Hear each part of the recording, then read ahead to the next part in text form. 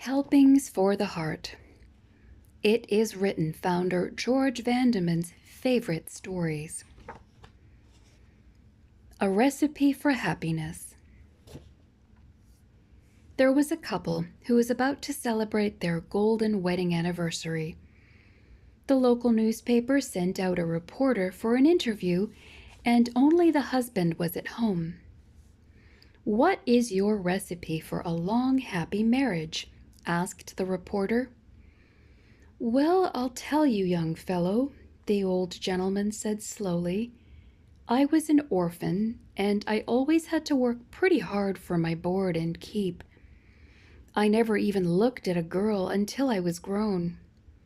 Sarah was the first one I ever kept company with.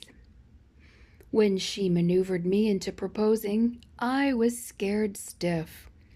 But after the wedding, her pa took me aside and handed me a little package. 'Here is all you really need to know,' he said, 'and this is what was in the package.' He reached for a large gold watch in his pocket, opened it, and handed it to the reporter. There, across the face of the watch, where he could see it a dozen times a day, were written these words: 'Say something nice to Sarah.'"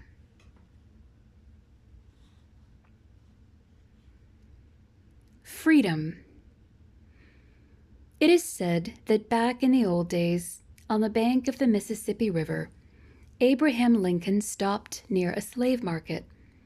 He watched the tragic sight of families being torn apart.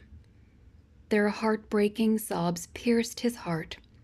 Clenching his fists, he vowed, "If I ever get a chance to hit this thing, I'll hit it hard." And he did.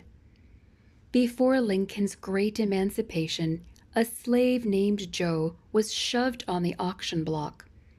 Bitter and resentful, he muttered, "I won't work. I won't work." But a wealthy landowner purchased him anyway.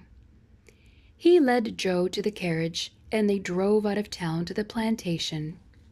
There by the lake stood a little bungalow, with curtains, flowers, and a cobblestone walkway. The new master stopped the carriage. Turning to Joe, he smiled. "Here is your new home. You don't have to work for it. I've bought you to set you free." For a moment, Joe sat stunned. Then his eyes filled with tears.